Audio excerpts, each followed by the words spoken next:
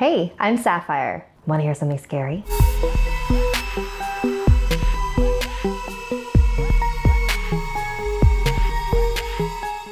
This holiday season, I was given an amazing gift, a Stranger Things themed Ouija board. And when I posted a photo of this gift online, many of you reminded me that I once claimed, I will never fuck with a Ouija board. Since that episode, my thoughts on these talking boards have changed. So in this final chapter, I wanted to do something a little different. I wanted to explore this fascinating game that evokes such a wide range of emotions in people and attempt to answer the question, are Ouija boards inherently evil? To understand the Ouija board, we must first understand how it came to be. The general use of the board today is to come in contact with those beyond the grave. Spiritualism, or the belief that the dead can communicate with the living, was huge in America in the late 19th century. And it's no surprise. Loved ones were dying left and right. The American Civil War had taken the lives of many young men. It was common for women to die during childbirth, and children died of diseases that had not yet been cured. Spiritualism gave grieving people a sense of closure. But some of the early spiritualist methods were too slow. Table turning, for example, required calling out each letter of the alphabet and waiting for a knock from beyond when the correct letter was said. Then, in 1886, a new trend was being spread amongst spiritualist camps in northern Ohio. They were called talking boards and were essentially what modern Ouija boards are today. A board with letters, numbers, yes, no, and goodbye, as well as a planchette. A man by the name of Charles Kennard saw a huge business opportunity in patenting these boards and selling them to those who wanted a more efficient way of communicating with the dead.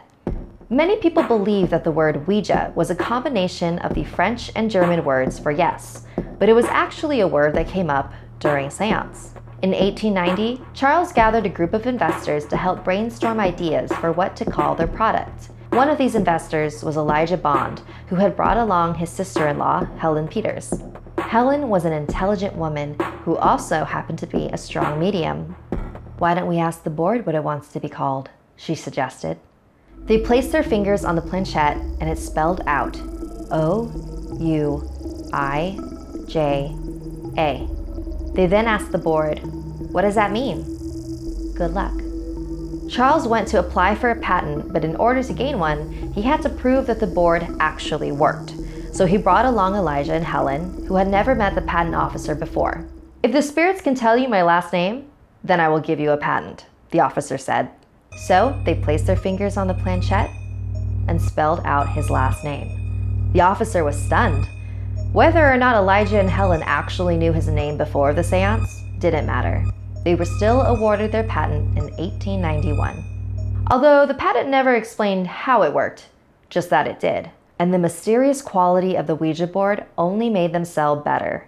From then on, Ouija boards were a hit. One was used in an episode of I Love Lucy, and one even appears in a Norman Rockwell painting. Ouija was truly an American tradition. So then how did this playful game become associated with evil? In 1973, the horror classic The Exorcist was released. In the film, a young girl becomes possessed by the devil after playing with a Ouija board. Captain Howdy, do you think my mom's pretty? It was then that the culture of Ouija had changed. Up until only 45 years ago, evil was not associated with the game at all. So now that you know the rather young history of the Ouija board, it doesn't seem so scary, does it? But hold on just a moment before you pull out a board and give it a try. According to Dale Kaczmarek of the Ghost Research Society, the board itself is not dangerous, but the form of communication that you're attempting often is.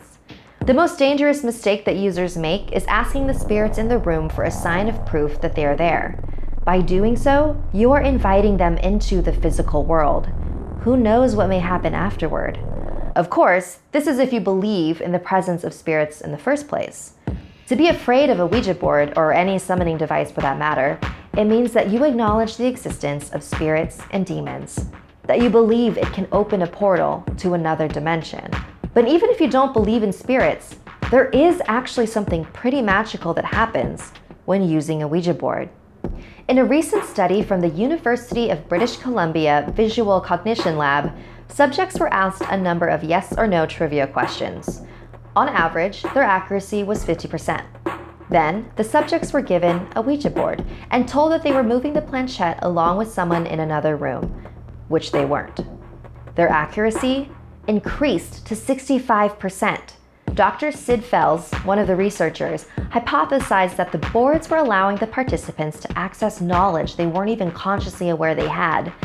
It's like if somebody asked you the capital of Malta, and you're pretty sure you don't know. But if a Ouija board was placed in front of you, you might be able to dig deep into your unconscious mind and recall a time when you may have heard that information. So, do I think Ouija boards are evil? No, I don't. I think they are simply a tool that can be used in many ways. But would I ever play with one? I have heard plenty of stories about unfortunate events happening after playing with one, enough stories to make me stay away from them. On the other hand, I've also heard numerous accounts of absolutely nothing happening, which is what happened to me. Both times I've used one. I thought, maybe we weren't playing it correctly, or maybe we weren't in a place with much spirit activity. Either way, I'm not entirely sure that I want to keep trying, because then I might be forced to change my mind one day. What are your thoughts on the Ouija board? Is it really just an innocent board game, or is there something much more mysterious going on? Let me know in the comments. Like this video if it gave you the chills, and don't forget to subscribe to Snarled and our sister channels Hissy Fit and Slay Tricks. If you or anyone you know have any unique paranormal experiences, email me at somethingscary@snarled.com. Even if it doesn't fit in with a current theme, it might fit one in the future. And I do my best to read and respond to everybody, so please be patient with me. Until next time, sweet dreams.